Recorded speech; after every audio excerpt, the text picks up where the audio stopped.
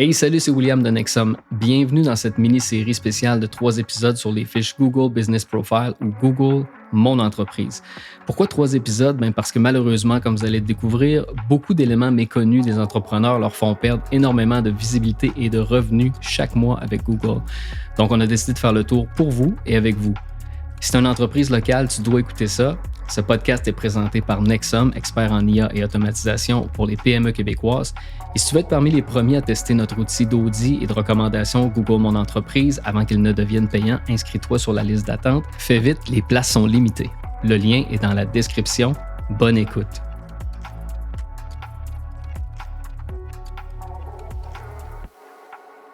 Bienvenue à cette nouvelle exploration signée de Deep Dive. Aujourd'hui, on plonge dans un sujet qui a l'air simple pour bien du monde, mais qui est en fait soit une mine d'or cachée, soit un vrai trou noir où disparaissent les clients. C'est exactement ça. On parle de la fiche Google Business Profile, l'ancien Google Mon Entreprise. Là. GMB, ouais. C'est loin d'être juste une carte d'affaires en ligne. C'est rendu pas mal plus stratégique que ça. Fondamental, tu l'as dit. Tellement, en fait, qu'on va y consacrer pas juste une, mais 3 discussions dans les prochaines semaines. C'est une série complète, là. OK, une série, parfait. Aujourd'hui, on commence par la base. Pourquoi c'est si important, cette fiche-là? Puis surtout, comment ça peut coûter cher, là, vraiment cher, de la négliger ou de pas savoir comment ça marche, souvent sans même s'en rendre compte. Ouais. C'est la première étape pour comprendre comment faire pour que ce profil-là travaille pour toi puis pas contre toi. OK, pour mettre la table, imagine la situation. Un client, il cherche son sel exactement ce que ton entreprise offre. Ouais. Google lui sort des choix, puis il clique sur ton compétiteur. Ou pire, il l'appelle direct. Pourquoi? Peut-être juste parce que ta fiche Google était incomplète. Mauvaise info, photo moche. Ça donne pas confiance. Exactement, ça a l'air abandonné. Ou bien, l'autre scénario, l'entreprise sait juste pas pantoute l'impact que cet outil-là pourrait avoir si elle s'en occupait comme du monde. C'est une image qui frappe et malheureusement, c'est le vécu de plein de PME. Cette fiche Google, c'est souvent le premier contact. Ah oui. Ouais. Avant même d'aller sur ton site web, là, c'est là que la première impression se fait. Puis, on le sait, une première impression... T'as pas 2 chances. C'est pas mal devenu la nouvelle vitrine, non? On se promène moins sur la main, mettons, mais on magasine en ligne sur Google Maps dans les recherches. Totalement. Les chiffres sont assez clairs là-dessus, là, genre 93% des expériences en ligne, ça commence avec une recherche Google. 93%? C'est énorme! C'est fou, hein? Fait que c'est là, à ce moment précis, que le client potentiel se fait une idée. Super vite. Est-ce que l'info est claire? Est-ce que ça a l'air pro? Les aires d'ouverture sont-tu bonnes? C'est des micro-décisions, mais ça se fait en quelques secondes. Puis à l'inverse, quand la fiche n'est pas juste complète, mais optimisée, le potentiel est fou. Des analyses montrent que ça peut aller jusqu'à 70% plus de clics vers le site Web. Oui. Ou, encore plus direct, plus de clics sur le petit bouton « Appeler ». Mais là, ça m'amène à une question. Est-ce qu'il y a quelqu'un qui répond au bout du fil? Ah! Excellente question. Parce que c'est là toute la différence entre être vu puis convertir cette visibilité-là en cash. OK.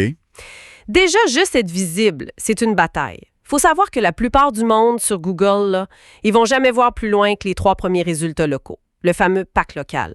Le Google 3-Pack. Oui. Exact. Si t'es pas là-dedans pour les bonnes recherches, pour ben du monde, t'existes juste pas. C'est comme avoir un magasin caché dans une ruelle, sans enseigne. OK. Fait qu'être dans ce top 3, c'est la base. Mais une fois que t'es visible, il faut que ça débouche. Parlons justement des coûts cachés quand on néglige ça.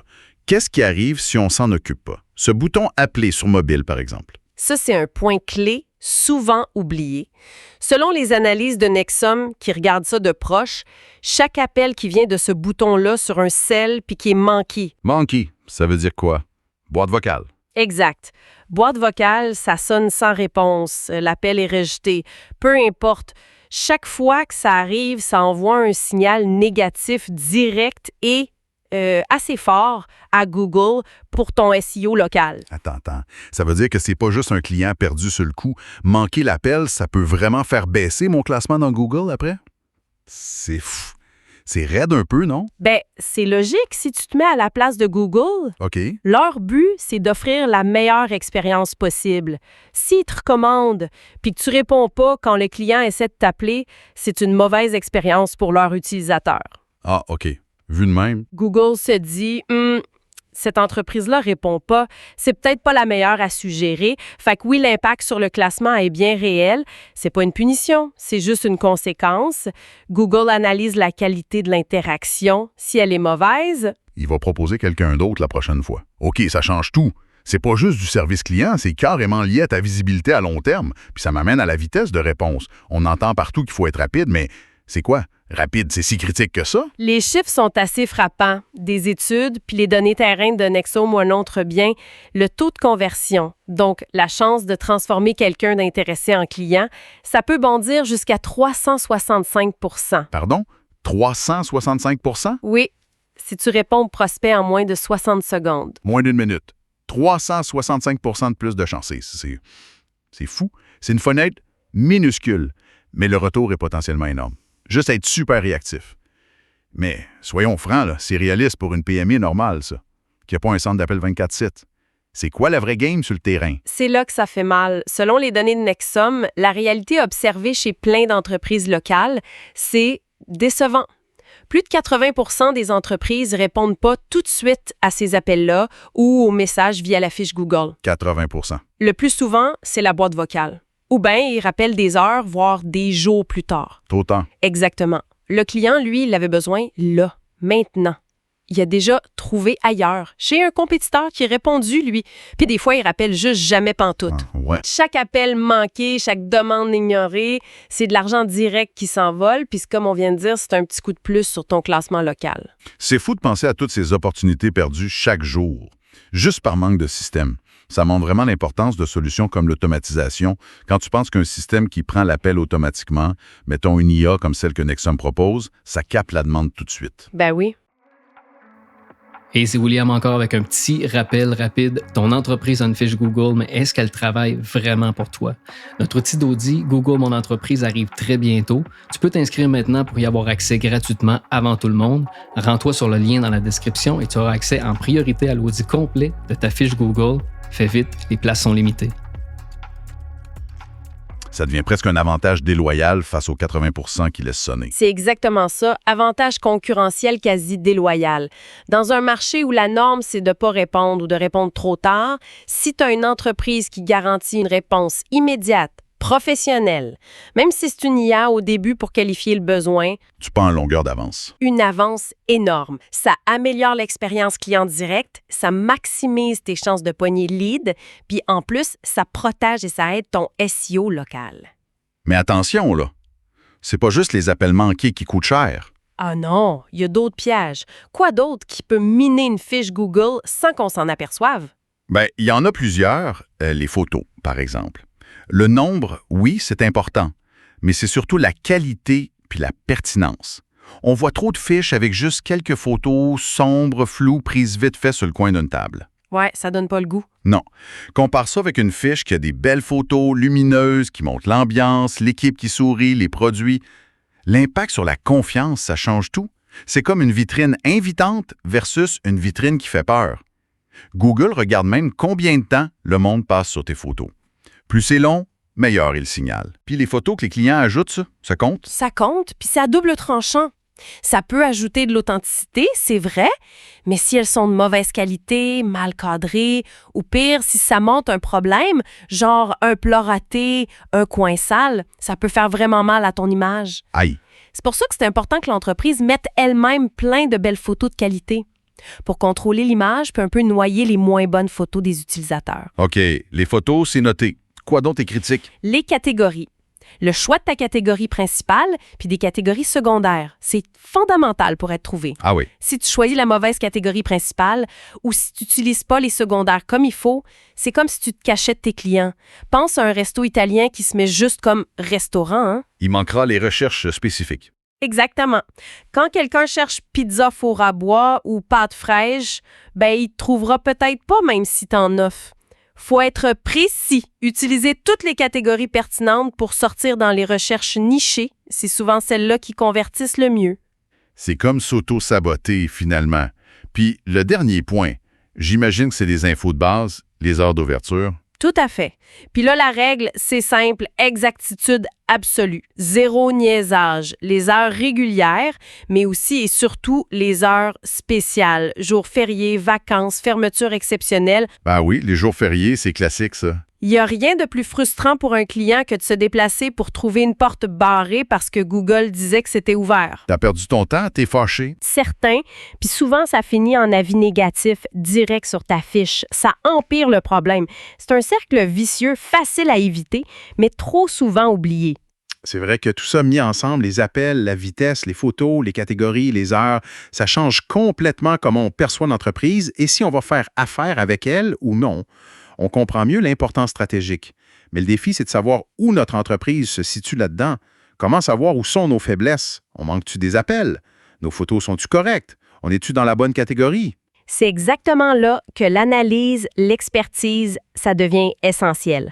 Comprendre les principes généraux, comme on vient de faire, c'est la première étape, mais après, chaque business a ses points faibles. Son talent d'Achille. C'est ça. Pour une, ça va être les appels manqués. Pour une autre, les catégories. Pour une troisième, des mauvais avis qui traînent. Des analyses poussées comme celle que Nexum fait, par exemple, ça permet justement de poser un diagnostic précis. Comment ça marche? Ça scanne la fiche, ça regarde les données d'appel si possible, ça compare avec les meilleures pratiques, avec les compétiteurs pour trouver exactement où ça coince, où l'argent s'échappe. Savoir où est le problème, c'est la base pour pouvoir le régler. Trouver le bobo pour mettre le bon bandage. Logique. Puis ça nous amène à une invitation pour les gens qui écoutent. Si tout ça soulève des questions sur votre propre fiche Google, si vous avez des défis précis ou s'il y a des points qu'on a abordés qui mériteraient plus de détails, gênez-vous pas pour les mettre dans les commentaires. Très bonne idée. D'ailleurs, on va creuser d'autres aspects dans les prochaines discussions. Puis c'est pas impossible que William de Nexum, qui est vraiment dans le feu de l'action avec ces stratégies-là au quotidien, puisse se joindre à nous pour répondre à certaines questions des auditeurs. Ouais, ça serait super intéressant. Ça permettrait d'aller encore plus loin dans le concret. Parfait. Puis tant qu'à parler d'agir, il y a une nouvelle à partager. Nexum s'appelait à lancer, d'ici quelques jours, un outil gratuit pour auditer sa fiche Google. Ah oui? Un outil basé sur l'IA qui va donner un premier diagnostic rapide de la santé de votre fiche. Une bonne façon de voir où sont les points chauds. C'est un excellent point de départ, oui, très accessible. Mais en attendant que l'outil sorte, il n'y a pas de raison d'attendre. On encourage vraiment les entreprises à faire un petit check-up manuel de leurs fiches dès maintenant. Quoi faire concrètement? Allez voir vos heures d'ouverture pour les prochaines semaines, les fériés qui s'en viennent. Répondez aux derniers avis clients, les bons comme les mauvais. Regardez vos photos avec un œil critique. Est-ce que ça vous donne envie, vous, de faire affaire avec cette place-là? Bon point. Puis évidemment, si on veut une analyse plus poussée tout de suite ou parler de solutions, contactez Nexum directement, c'est toujours possible. Le message est clair. Faut pas niaiser avec ça, ça peut coûter cher. Pour ceux qui veulent agir maintenant, puis voir comment une expertise comme Nexum peut aider, il y a un lien dans la description. Cliquez dessus pour jaser avec eux, puis voir comment optimiser cette présence Google qui est si cruciale. C'est un petit clic qui peut ouvrir la porte à des grosses améliorations assez vite. Bon, pour résumer notre discussion d'aujourd'hui, s'il y a une chose à retenir, c'est ça. La fiche Google Business Profile, c'est pas juste une petite case à cocher. C'est un outil marketing et de vente majeur. Un levier de revenus puissant qui trop souvent est négligé, mal utilisé ou juste pas compris pantoute par beaucoup d'entreprises. Exactement. Puis on a juste gratté la surface aujourd'hui, là. Comme on disait, c'est le début de notre série de 3. Dans les 2 prochaines rencontres, chaque semaine, on va plonger plus creux. Stratégie avancée, trucs moins connus, l'importance capitale des avis clients, les techniques pour vraiment faire de cette fiche une machine à leads qualifiée et à augmenter le chiffre d'affaires. Faut pas manquer ça. Alors soyez là. Puis on vous laisse avec une petite question pour réfléchir d'ici là.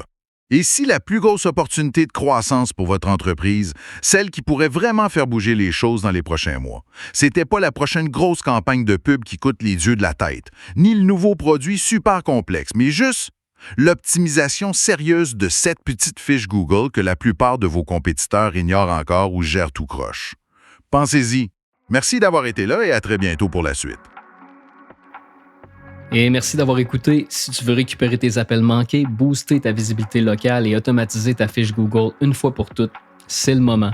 Clique sur le lien en description et réserve ta place sur la liste d'attente pour tester l'outil Nexum avant son lancement officiel. Les places sont limitées, faites vite. Merci encore et on se retrouve au prochain épisode.